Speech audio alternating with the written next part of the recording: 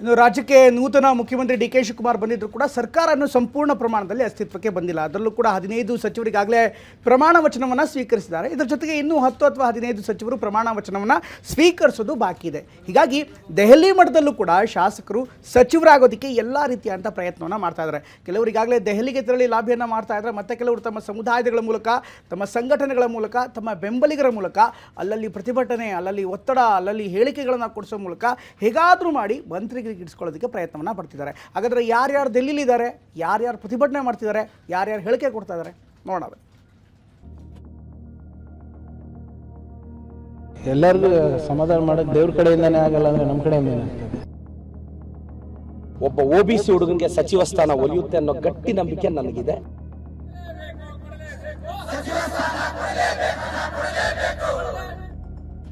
ಖಾತೆ ಕ್ಯಾತೆ ಸಂಪುಟ ವಿಸ್ತರಣೆ ಕಗ್ಗಂಟು ಇದೆಲ್ಲವನ್ನೂ ನಿಭಾಯಿಸಿ ಸರ್ಕಾರ ನಡೆಸೋದು ಸಿಎಂ ಡಿಕೆಶಿಗೆ ಸವಾಲಾಗಿದೆ. ಖಾತೆ ವಿಚಾರದಲ್ಲಿ ಎಷ್ಟೇ ಏನೇ ಅಸಮಾಧಾನ ಬಂದರೂ ಸರಿದಾರಿಯಲ್ಲಿ ತೆಗೆದುಕೊಂಡು ಹೋಗೋ ಜವಾಬ್ದಾರಿ ಡಿಕೆ ಹೆಗಲಿಗಿದೆ. ಖಾತೆ ಕಿತ್ತಾಟ ಹೈಕಮಾಂಡ್ ಅಂಗಳ ತಲುಪಿದೆ. ಅದಕ್ಕೆ ತಕ್ಕಂತೆ ಹೈಕಮಾಂಡ್ ಮಟ್ಟದಲ್ಲಿ ಬೆಳವಣಿಗೆಗಳು ಆಗ್ತಿವೆ.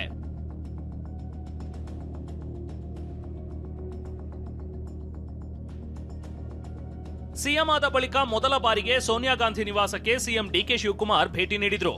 ದೆಹಲಿಯ 10 ಜನಪಥ್ ರಸ್ತೆಯಲ್ಲಿರುವ ನಿವಾಸದಲ್ಲಿ ಸೋನಿಯಾ ಗಾಂಧಿ, ರಾಹುಲ್ ಗಾಂಧಿ ಜೊತೆ ಚರ್ಚೆ ಮಾಡಿ ಸಿಎಂ ಮಾಡಿರೋದಕ್ಕೆ ಕೃತಜ್ಞತೆ ಸಲ್ಲಿಸಿದ್ರು. ಸಚಿವ ಸಂಪುಟದ 2ನೇ ಪಟ್ಟಿ ವಿಚಾರವಾಗಿಯೂ ಚರ್ಚೆ ಮಾಡೋ ಸಾಧ್ಯತೆ ಇದೆ. ಬೆಂಗಳೂರು ಅಭಿವೃದ್ಧಿ ಖಾತೆ ಸಿಕ್ಕರೂ ಕೃಷ್ಣ ಬೈರೇಗೌಡಗೆ ಖುಷಿ ಇಲ್ಲ.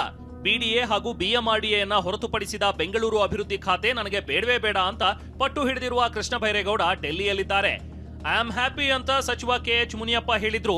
ಖಾತೆ ಬದಲಾವಣೆ ಪಟ್ಟು ಮಾತ್ರ ಬಿಡ್ತಿಲ್ಲ.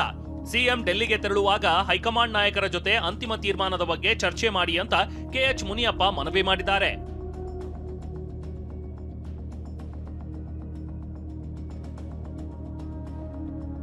ಏನೇ ಅಸಮಾಧಾನ ಇದ್ರೂ ವರಿಷ್ಠರು ಬಗೆಹರಿಸ್ತಾರೆ ಅಂತ ಸಚಿವ ಪ್ರಿಯಾಂಕ್ ಎಂಬಿ ಪಾಟೀಲ್ ನಮ್ಮಲ್ಲಿ ಯಾವ ಗೊಂದಲನೂ ಇಲ್ಲ ಅಂದಿದ್ದಾರೆ. ಏನಿದ್ರು ವರಿಷ್ಠರು ಕುತ್ಕೊಂಡು ತೀರ್ಮಾನ ಮಾಡ್ತಾರೆ.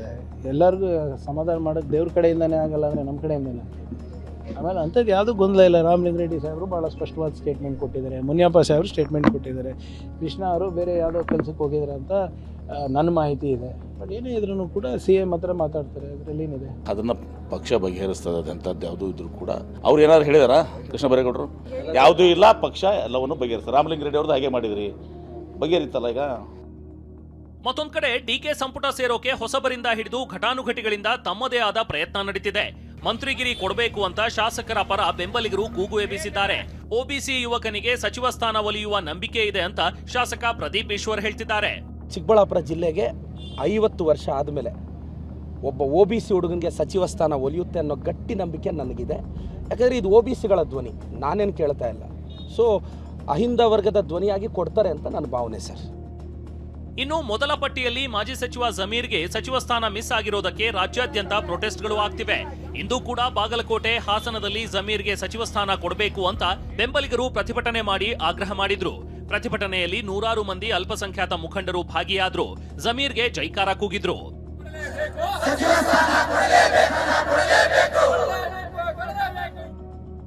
ಕೆಪಿಸಿಸಿ ಕಚೇರಿಯಲ್ಲಿಂದು ಮಾಜಿ ಸಚಿವ ಜಮೀರ್ ಯಾವುದೇ ಪ್ರತಿಕ್ರಿಯೆ ಕೊಡ್ಲಿಲ್ಲ.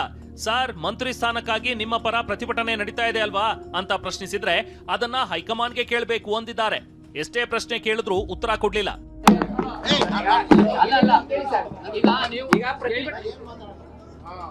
ಈಗ ನೀವು ಸಚಿವರಾಗಬೇಕು ಅಂತೇಳಿ ಡಿಮ್ಯಾಂಡ್ ಇದೆ ಸರ್. ರಾಜ್ಯಾದ್ಯಂತ ಪ್ರತಿಭಟನೆ ಆಗ್ತಾ ಇದೆ.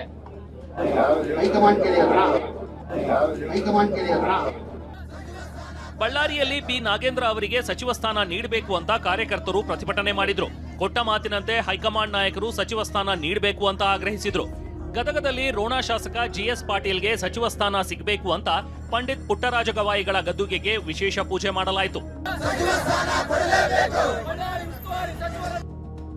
ಅದೇನೇ ಹೇಳಿ, ಡಿಕೆ ಸಂಪುಟದಲ್ಲಿ ಸಚಿವ ಸ್ಥಾನ ಗಿಟ್ಟಿಸಿಕೊಳ್ಳೋಕೆ ಲಾಬಿ ಜೋರಾಗಿಯೇ ನಡೀತಿದೆ. ಶಾಸಕರ ಆಪ್ತ ಬೆಂಬಲಿಗರು ಬೀದಿಗಿಳಿದು ಹೋರಾಟ ಮಾಡ್ತಿದ್ದಾರೆ. ಪ್ರಸನ್ನ ಜೊತೆ ಮಹೇಶ್, TV9 ನವದೆಹಲಿ.